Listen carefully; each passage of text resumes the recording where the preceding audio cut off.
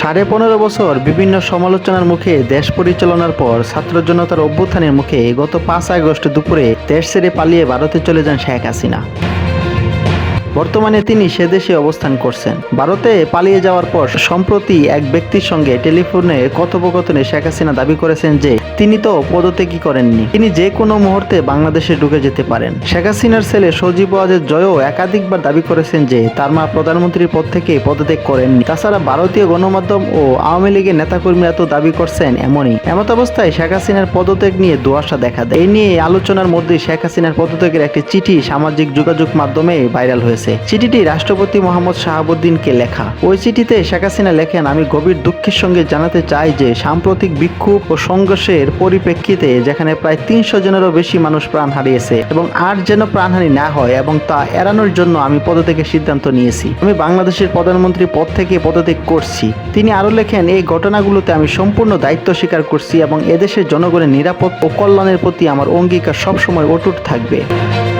পদত্যাগপত্রে শেখ হাসিনা লেখেন, গত 15 বছর আমি আপনাদের সেবা করার সুযোগ পেয়েছি, যা আমার জীবনের সবচেয়ে বড় সম্মান। তবে সাম্প্রতিক ঘটনাবলী প্রমাণ করছে যে এই মুহূর্তে দেশকে এগিয়ে নিয়ে অন্য নেতৃত্বের প্রয়োজন। আমি আশা করি আমার পদত্যাগ বাংলাদেশের উন্নয়নে নতুন পথ খুলে দেবে এবং শান্তি পুনঃপ্রতিষ্ঠিত হবে। চিঠির শেষ দিকে সাবেক প্রধানমন্ত্রী লেখেন, পদত্যাগ বাংলাদেশের উন্নয়নে নতুন পথ খুলে দেবে। এই কঠিন সময়ে আমার সরকার যা কিছু করছে তার জন্য আমি গভীরভাবে অনুতপ্ত।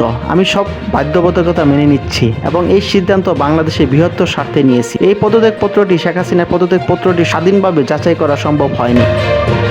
বৈষম্য বিরোধী তুমুল আন্দোলনের মুখে গত 5 আগস্ট দুপুরে সামরিক বাহিনীর একটি হেলিকপ্টারে চড়ে বোন রেহানাকে নিয়ে ভারতে চলে যান শেখ হাসিনা, আর সেখানেই বর্তমানে তিনি অবস্থান করছেন। 5 আগস্ট দিবাগত রাতে মহামান্য রাষ্ট্রপতি মোহাম্মদ শাহাবুদ্দিন সেনা, নৌ এবং বিমান বাহিনী প্রধানদের সাথে জাতির উদ্দেশ্যে দেওয়া ভাষণে স্পষ্ট করেই বলেন যে শেখ হাসিনা প্রধানমন্ত্রী পদ থেকে পদত্যাগ করছেন এবং তিনি সেটা গ্রহণও করেছেন। সংবিধানের 57 ধারা মোতাবেক প্রধানমন্ত্রী পদ শূন্য হওয়ার জন্য যে শর্তাবলী আছে সেগুলোর মধ্যে দুটি হলো রাষ্ট্রপতির নিকট পদত্যাগপত্র জমা দেওয়া আর সংসদ সদস্য পদে না থাকা। রাষ্ট্রপতির ঘোষণা অনুযায়ী তিনি শেখ হাসিনার পদত্যাগপত্র গ্রহণ করেছেন এবং পরের দিন তিনি দ্বাদশ সংসদ ভেঙে দিয়েছেন। তারপর অধ্যাপক ডক্টর মোহাম্মদ ইউনূসের নেতৃত্বে অন্তর্বর্তীকালীন সরকার দায়িত্ব গ্রহণ করেছেন। এই বিষয়ে উচ্চ আদালত থেকে মহামান্য রাষ্ট্রপতির রেফারেন্স ভিত্তিতে মতামত নেওয়া হয়েছে। সুতরাং এই মুহূর্তে শেখ হাসিনার পরিচয় তিনি বাংলাদেশের সাবেক প্রধানমন্ত্রী।